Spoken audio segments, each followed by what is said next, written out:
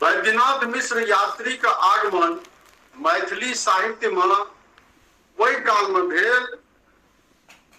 जखन जे ओहि से पहिने जे छै मैथिली काव्य धारा अहाँ सबके पढ़ेने छी जे विद्यापति के शैली पर हुनकर परिवर्तित कविगण जे छलाह वो विद्यापतिये के शैली के अनुकरण करे, ओहने भाषा, ओहने भाव, वह विषय सबटा ओहने 14वीं शताब्दी से लड़कर 17वीं शताब्दी तक यह धारा जे छै विद्यापति मय रहले मैथिली का। अब ओहि में पौराणिक पात्र राधा कृष्ण,